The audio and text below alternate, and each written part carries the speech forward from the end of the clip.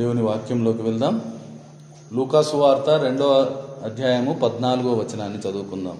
Look 2:14 लूका शुभ समाचार 2रा अध्याय 14 वचन.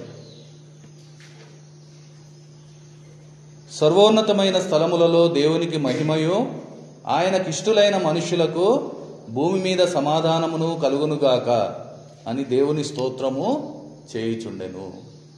దేవుడి వాక్యములను దీవించునుగాక. ప్రియ సంగమా, ఈరోజు మన ముందు ఉంచబడిన వాక్య సందర్భము, దాని సారాంశాన్ని మనం చూసినట్లయితే మనందరికీ తెలుసు ఈ మాటల సందర్భం ఏంటి అనేది. ప్రభు యేసు క్రీస్తు జననం సమయంలో ఆ పరలోక సైన్య సమూహము దేవదూతలచే దేవుణ్ణి స్తుతిస్తూ పలుకబడిన మాటలు. ఆ సందర్భంలో ఆ పశువుల కాపరుల ముందు వాళ్ళు పలికిన మాటలుగా మనకు కనబడుతూ ఉన్నాయి. దాని సారాంశాన్ని మనం చూస్తే ప్రభు యేసు జననం, ఆ గొప్ప కార్యము, దాని వలన దేవునికి మహిమ, మనుషులకు సమాధానం కలుగుతుంది అని చెప్పబడిన మాటను మనం చూస్తూ ఉన్నాం.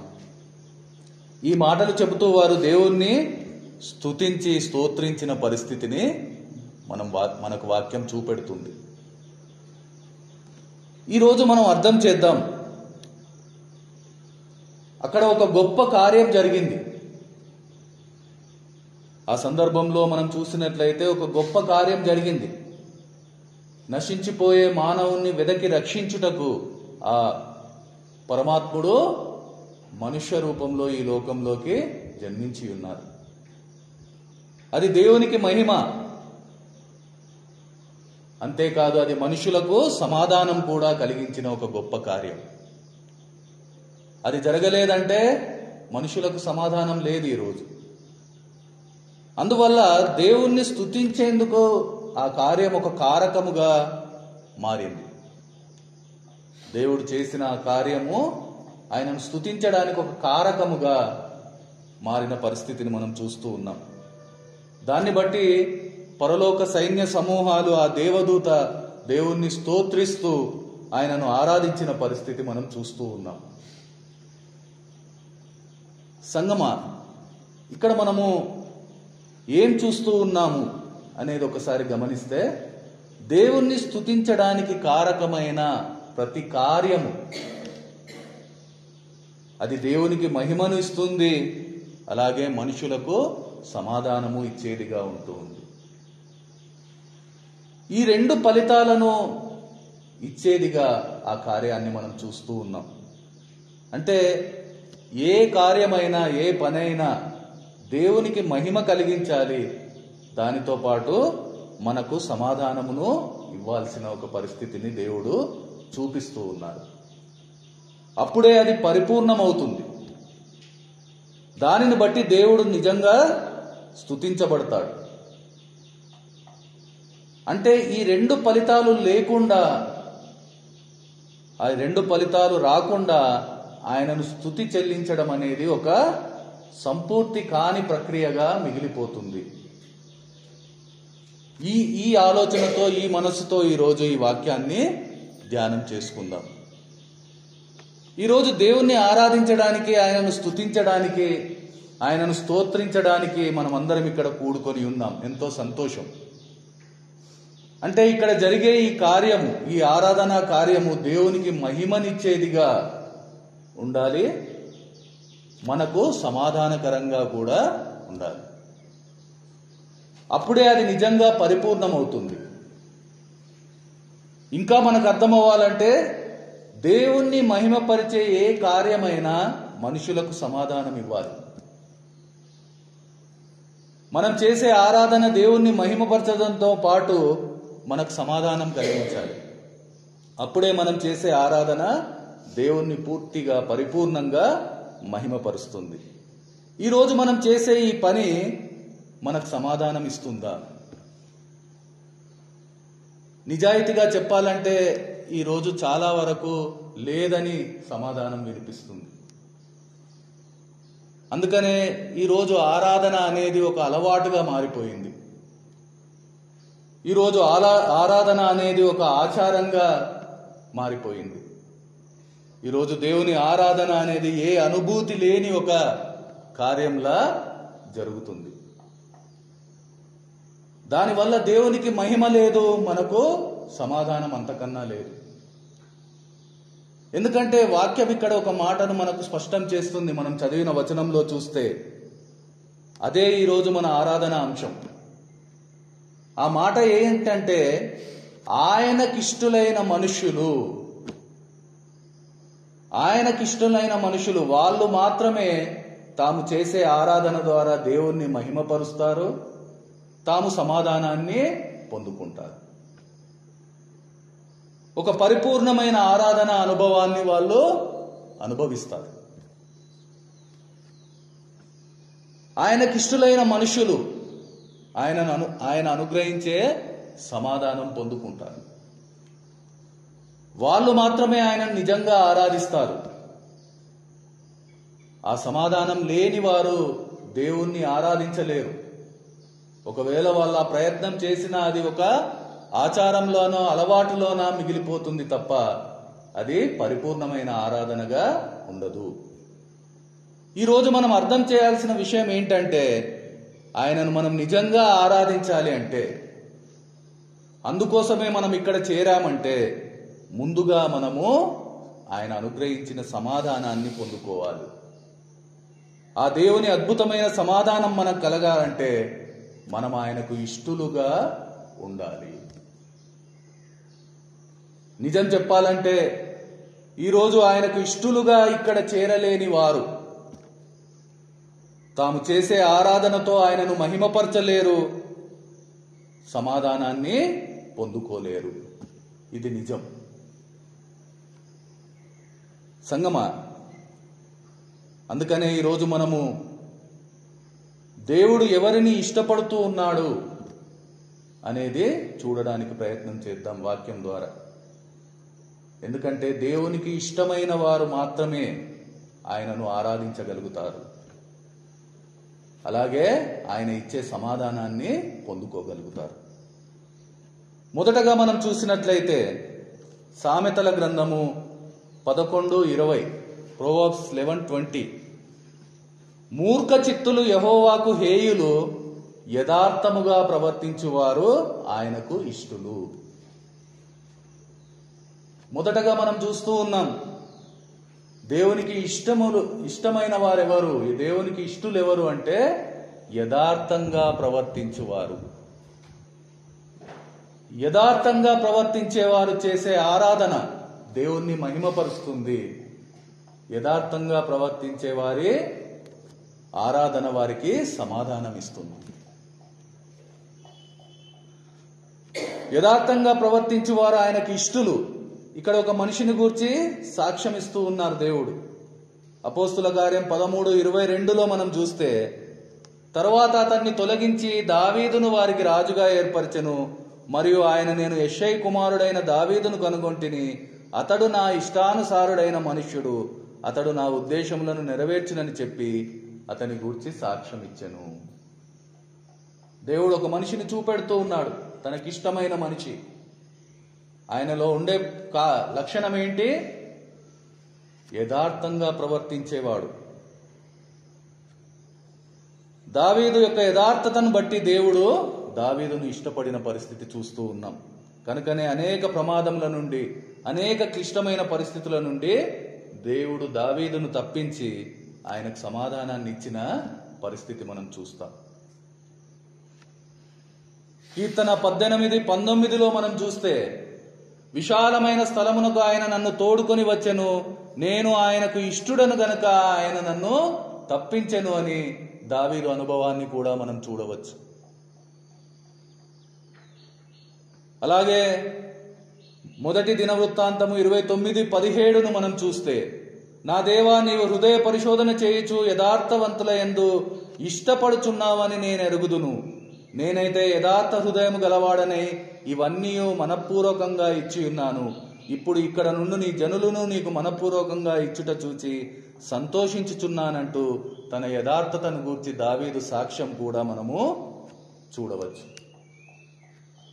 సంగమా, ఈరోజు మన సాక్ష్యపు అనుభవం ఏమై ఉంది? మన గురించి దేవుడు ఏం సాక్ష్యం ఇచ్చేవారిగా ఉంటూ ఉన్నారు? ఆయనకి ఇష్టంగా మనం ఉంటున్నామా? ఆయన ఇష్టానికి కారణమైన యథార్థత ఈరోజు మనలో ఉందా? ఆయనను ఆరాధించే ముందు ఈ ప్రశ్నకు మనము జవాబు చెప్పడానికి ఇష్టపడాల్సి. యథార్థత అంటే మనకు తెలుసు, ఎన్నోసార్లు విన్నాం. మన మనసులో లోపట ఏముందో అదే బయటికి చెప్పగలిగే ఒక పరిస్థితి.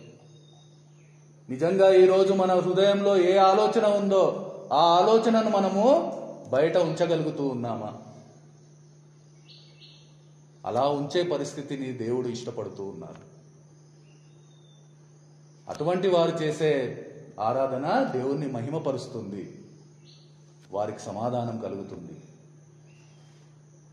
అలాగే రెండవదిగా మనం చూస్తే సామెతలు 12:22, Proverbs 12:22, అబద్ధమాడు పెదవులు యెహోవాకు హేయములు, సత్యవర్తనులు ఆయనకిష్టులు. ఇందులో ఏ మర్మం లేదు, అందరికీ అర్థమవుతుంది. సత్యం చెప్పే వాళ్ళు ఆయనకిష్టులు, అబద్ధం ఆడేవారు ఆయనకు అసహ్యులు. సత్యవర్తనులు అంటే సత్యమును అనుసరించేవారు, అనగా దేవుని వాక్యం ప్రకారం నడిచేవారు ఆయనకిష్టులు. దేవుని వాక్యమే సత్యం. సత్యమందు వారిని ప్రతిష్ఠ చేయమని వాక్యం మనల్ని చూపెడుతుంది. ఆయనే సత్యమై ఉన్నాడు. నేనే మార్గము, నేనే సత్యము, నేనే జీవము, నా ద్వారా తప్ప ఎవడును తండ్రి యొద్దకు రాడు అని చెప్పిన దేవుడు ఆయన. ఆ దేవుని వాక్యమై ఉన్న సత్యమును అనుసరింపక ఈరోజు వేరే మార్గంలో నడిచే పరిస్థితిలో నీవు ఉన్నావేమో. దేవుని వాక్యం స్పష్టం చేస్తుంది, సత్యమును అనుసరించేవారు ఆయనకు ఇష్టులు. వారు చేసే ఆరాధన ఆయనను మహిమపరుస్తుంది, అది వారికి సమాధానం ఇస్తుంది. సత్యమును అనుసరించక అసత్య మార్గంలో వెళ్ళే పరిస్థితుల్లో నీవు నేను ఉన్నావేమో. ఒకసారి మనల్ని మనం పరిశీలన చేసుకోవాల్సిన అవసరం ఉంది. ఎందుకంటే అబద్ధం ఆయనకు అసహ్యమైనది. ఈరోజు మనం అనుకోవచ్చు, నేను అబద్ధం ఆడడం లేదు, అబద్ధాన్ని అనుసరించడం లేదు. మంచిది, చాలా సంతోషం. కానీ ఒక్క ప్రశ్న, సత్యాన్ని అనుసరిస్తూ ఉన్నావా? సత్యమైన దేవుని వాక్యాన్ని అనుసరిస్తూ ఉన్నావా? వాక్యం స్పష్టంగా చెబుతుంది, సత్యం లేకుండా దేవునికి ఇష్టునిగా నువ్వు ఉండలేని పరిస్థితి. ఆ పరిస్థితుల్లో నీవు చేసే ఆరాధన ఆయనను మహిమపరచదని వాక్యం స్పష్టంగా చెబుతుంది. అంతేకాదు, అది నీకు సమాధానాన్ని కూడా ఇవ్వదని స్పష్టంగా చెబుతూ ఉంది. ఒకసారి మనము ఆలోచన చేయవలసిన అవసరం ఉంది. మూడవదిగా మనం చూస్తే, విశ్వాసము లేకుండా దేవునికి ఇష్టుడై ఉండుట అసాధ్యము. విశ్వాసము కలిగిన వారు ఆయనకు ఇష్టులు. ఈరోజు మన విశ్వాసం ఎలా ఉంది? అనేక ప్రార్థనలు మనం వింటూ ఉన్నాం, చేస్తూ ఉన్నాం. విశ్వాసంలో బలహీనంగా ఉన్నామని చెప్పుకోవడం ఒక అలవాటు అయిపోయింది. మనకెందుకు దేవుడిచ్చాడా ఆ బలహీనత? ఈ బలహీనతను సాకుగా, అందంగా మనం చూపించే ప్రయత్నం చేస్తూ ఉన్నాం.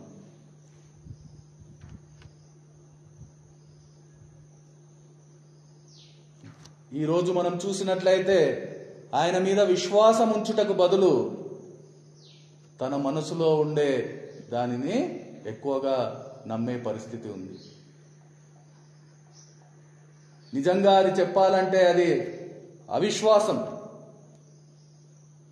మనలను రక్షించుటకు తన ప్రాణాలను సిలువలో అర్పించిన రక్షకుని యందు విశ్వాసం ఉంచని వారిని దేవుడు ఎలా ఇష్టపడతాడు? ఈరోజు మనం చేసే పనులు, మనం చేసే ఆలోచనలు ఎంతవరకు ఆయనను నమ్మి చేస్తూ ఉన్నాం? ఎంతవరకు ఆయన మీద విశ్వాసం ఉంచి చేస్తూ ఉన్నాం? ఎంతవరకు ఆయన మీద ఆధారపడి చేస్తూ ఉన్నాం? మాటలైతే చెబుతూ ఉన్నాం, నేను దేవుణ్ణి నమ్ముకున్నాను, ఆయన యందు విశ్వాసం ఉంచి ఉన్నాను, ఆయన మీద ఆధారపడుతూ ఉన్నానని మాటలైతే చెబుతూ ఉన్నాం. కానీ నిజంగా మనం ఎంతవరకు దాన్ని చేయగలుగుతూ ఉన్నాం? ఆయనకిష్టలుగా లేకుండా మనం చేసేది ఏదైనా ఆయనను మహిమపరచగలదా? మనకు సమాధానం ఇవ్వగలదా? ఒకసారి మనము ఆలోచన చేయాల్సిన అవసరం ఉంది. ఆ తర్వాత మనం చూస్తే రోమా 14:18 మనకు కనబడుతూ ఉంది, క్రీస్తునకు దాసుడైన వాడు దేవునికి ఇష్టుడు. ఇక్కడ క్రీస్తునికి దాసులుగా ఉన్నవారు దేవునికి ఇష్టులు అనే మాటను చూస్తూ ఉన్నాం. దాసుడు అంటే అతనికి సొంత ఇష్టాలు ఉండవు, సొంత ఆలోచనలు ఉండవు, తన సంతోషం గురించి ఆలోచించడు. దాసుడు తన యజమాని ఇష్టాన్నే చూస్తాడు. దాసుడు తన యజమాని ఆలోచన ప్రకారమే నడుస్తాడు. దాసుడు తన యజమాని సంతోషాన్నే కోరుకుంటాడు. ఆ యజమాని సంతోషం కలిగించే పనులే చేసేవానిగా ఉంటాడు. ఈరోజు మనం క్రీస్తు దాసులుగా ఉండాలి అంటే ఆయనకు సంతోషం కలిగజేసే పనులు చేసేవారిగా ఉండాలి. ఆయన ఆలోచనలే మన జీవితంలో నడవాలి. ఆయన ఇష్టమే మన జీవితంలో నడవాలి. ఆయన చిత్తమే మన జీవితంలో జరగాలి. మన ఇష్టాలు ఉంచొద్దు, మన సంతోషం గురించి ఆలోచించొద్దు. ప్రతి విశ్వాసి ఇతరుల మేలు కోసమే గాని తనను సంతోష పెట్టుకోవడం కోసం జీవించకూడదు. ఇతరులకు దుఃఖం కలిగిస్తే దేవునికి దుఃఖం కలిగించడమే. అందును బట్టి ఇది స్వల్ప విషయం కాదు. మనం చేసేది ఇతర విశ్వాసుల మీద ఎలాంటి ప్రభావం చూపుతుందో గమనించకుండా మనకు నచ్చింది, మనకిష్టం ఉన్నది చేయడం వల్ల దేవుణ్ణి ఏ రోజు మనము సంతోష పెట్టలేము. దేవునికి ఇష్టలు కాకుండా ఆయనను సంతోష పెట్టలేము, ఆయనను మహిమపరచలేము, ఆయన ఇచ్చే సమాధానాన్ని పొందుకోలేము. 5వదిగా మనం చూస్తే యోహాను సువార్త 8:29 మనకు కనిపిస్తుంది, నన్ను పంపినవాడు నాకు తోడై ఉన్నాడు, ఆయనకిష్టమైన కార్యము నేను ఎల్లప్పుడూ చేయుదును. దేవుని కొరకు కార్యములు చేయువారు ఆయనకిష్టులు అని వాక్యం చెప్పడంతో పాటు ఆ పని చేయడానికి ఇష్టపడని మన స్థితిని కూడా ఈరోజు జ్ఞాపకం చేస్తుంది. దానివల్ల పొందే ఫలితాన్ని కూడా మనకు గుర్తు చేస్తుంది. ఫిలిప్పీలకు రాసిన పత్రిక 2:21 మనం చూస్తే, అందరూ తమ సొంత కార్యములనే చూచుకొనుచున్నారు కానీ యేసుక్రీస్తు కార్యములను చూడరు. ఈరోజు మనం అందరము అదే పరిస్థితుల్లో ఉన్నాం. ఆ అందరిలో మనం ఒకరిగా ఉంటున్నాం. ఎంతసేపు మన సొంత విషయాలే, మన ఇష్టాలే, మన సుఖాలే, మన పనులే, కానీ దేవుని కార్యముల గురించి ఆలోచనే మనలో లేదు. అందువలనే మనం దేవుని అనుగ్రహాన్ని పొందుకొనలేకపోతూ ఉన్నాం, ఆ సమాధానాన్ని అనుభవించలేకపోతూ ఉన్నాం. ఎవరి విషయాలు వారు చూసుకుంటున్నారు కానీ క్రీస్తు యేసు విషయాలు చూడడం లేదు. దేవుని పని చేసేవారు వేగంగా తగ్గిపోతూ ఉన్నారు. ఈ సమయంలో, ఈ అంత్య దినంలో తమ పనులతో చేసుకునే వాళ్ళు ఎంతగానో పెరిగిపోతూ ఉన్నారు. కానీ దేవుని పని చేసేవారు తగ్గిపోతూ ఉన్నారు. లోకం పరిస్థితి అయితే మనం అర్థం చేయవచ్చు. ఎందుకంటే వారికి దేవుడు తెలియదు, దేవుని పని అంతకన్నా తెలియదు. కానీ దేవుడు తెలిసిన, దేవుడు ఇచ్చిన పనిని స్వీకరించిన మన పరిస్థితి ఈరోజు ఆ లోకానికంటే అధ్వానంగానే ఉంటుంది. మనం దేవునికి ఇష్టలుగా ఉండాలంటే ఆయన ఇచ్చిన పనిని మనం చేసేవారిగా ఉండాలి. ఎందుకంటే ఆయన ఇచ్చిన పని చేసేవారే ఆయనకిష్టులు. ఆయనకిష్టులైన వారు చేసే ఆరాధన ఆయనను మహిమపరుస్తుంది. ఆయనకిష్టులైన వారు చేసే పని వారికి సమాధానం ఇస్తుంది. అందుకే వాక్యం చెబుతూ ఉంది, 1 కొరింథీ 15:58 మనం చూస్తే, నా ప్రియ సహోదరులారా, మీ ప్రయాసము ప్రభువునందు వ్యర్థము కాదని ఎరిగి స్థిరులను కదలని వారును ప్రభు కార్యాభివృద్ధి యందు ఎప్పటికీ ఆసక్తులై ఉండండి. దేవుని కోసం చేసే పని అది ఎప్పుడూ వ్యర్థం కాదు. అందుకనే వాక్యం చెబుతూ ఉంది, దాని యందు ఆసక్తి కలిగి ఉండండి. దేవుని కొరకు మనం పడే ప్రయాస వ్యర్థం కాదని తెలిసి ఎప్పుడూ ఆ పని చేసేదిగా మనం ఉండాలి. ఎందుకంటే మన ప్రయాస వ్యర్థం కావడం అంటూ ఎప్పుడూ జరగదు. బలా మంచి దాసుడా అనే ప్రభు యొక్క మెప్పు మనం ఒకరోజు పొందుకోగలుగుతాం. ఆయనకి ఇష్టలుగా మనం ఒకరోజు నిలబడతాం. అదే ఆయనను మహిమపరిచే ఒక పరిస్థితి. అదే మన జీవితంలో నిజమైన సమాధానం. ఇది మనం అర్థం చేయడానికి ఈరోజు ఇష్టపడదాం. అలాగే కీర్తన 16:3 మనం చూస్తే, నేనీలాగందును, భూమి మీదనున్న భక్తులే శ్రేష్ఠులు, వారు నాకు కేవలం ఇష్టులు. భక్తి కలిగిన వారు తనకు ఇష్టులుగా దేవుని వాక్యం చూపెడుతూ ఉంది. వాళ్ళే తన దృష్టిలో శ్రేష్ఠులని, వారే తన మహిమకు కారకులుగా, వారు మాత్రమే తనను స్తుతించే వారిగా దేవుని వాక్యం ఈరోజు చెబుతూ ఉంది. ఒక్క మాట, నీవు భక్తి కలిగి ఉన్నావా? అసలు భక్తి అంటే ఏంటి? ఈరోజు చర్చికి రావడం భక్తా? పాటలు పాడడం భక్తా? ప్రార్థన చేయడం భక్తా? బహుశా ఇదే మనం భక్తి అని అనుకుంటున్నామేమో. దేవుడు స్పష్టం చేస్తూ ఉన్నారు ఈరోజు భక్తి అంటే ఏంటి.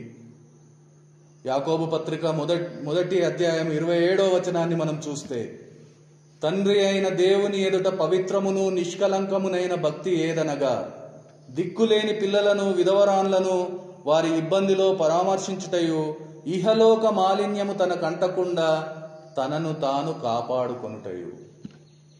ఇప్పుడు సమాధానం చెప్పడానికి ఇష్టపడదాం. మనం భక్తులమేనా? మనం చేసేది భక్తేనా? దేవుడైతే స్పష్టం చేస్తూ ఉన్నారు, భక్తి గలవారు నాకు ఇష్టులని. ఈరోజు ఆయనకి ఇష్టులుగా మనం ఉంటున్నామా? అందుకు మనం చేసే ఏ పని ఆయనకి ఇష్టంగా ఉంటుందా? అందుకనే ఈరోజు మనం చేసే పనులన్నీ ఆయనను మహిమపరచలేనివిగా ఉంటూ ఉన్నాయి. మనకు సమాధానాన్ని ఇవ్వలేని పరిస్థితుల్లో ఉంటూ ఉన్నాయి.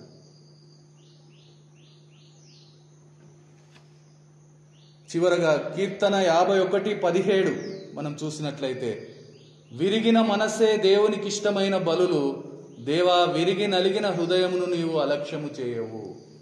విరిగి నలిగిన హృదయము దేవునికి ఇష్టమైనది.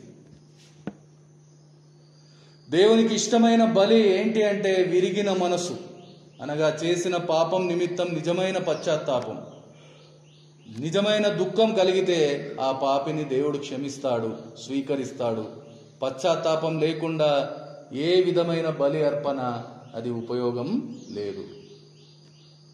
మత్తయి సువార్త 5:3 మనం చూస్తే, ఆత్మ విషయమై దీనులైన వారు ధన్యులు, పరలోక రాజ్యం వారిది అని వాక్యము దీనత్వాన్ని గుర్తు చేస్తూ, తమను తాము తగ్గించుకొని వారు దేవునికి ఇష్టులు, వారు మాత్రమే తమ విరిగి నలిగిన హృదయంతో ఆయనను ఆరాధించగలరు, వారే ఆయనను మహిమపరుస్తారు, వారే ఆయన అనుగ్రహించిన సమాధానాన్ని పొందుకుంటారు. ఒక్కసారి ఆలోచన చేద్దాం సంగమా. ఈ సర్వ సృష్టి దేవునికి ఇష్టమైన రీతిగా జీవిస్తూ ఉంది. ఈరోజు మనం ఎలా జీవిస్తూ ఉన్నాం? ఆయనకి ఇష్టమైన రీతిలో జీవిస్తేనే ఆయనకు మహిమ, మన జీవితంలో సమాధానం.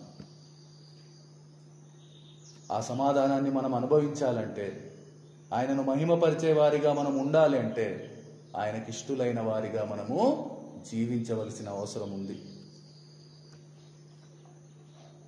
మనమందరము ఆయనను ఆరాధించడానికి ఇక్కడ ఆయన సన్నిధిలో కూడుకొని ఉన్నాం.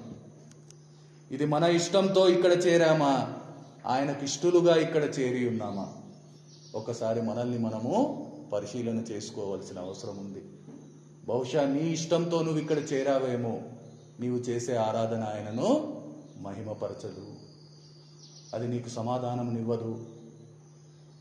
ఆయనకిష్టునిగా నువ్వు చేరి ఉంటే మాత్రమే నీవు చేసే ఆరాధన ఆయనను మహిమపరుస్తుంది, నీకు సమాధానాన్ని ఇస్తూ ఉంది.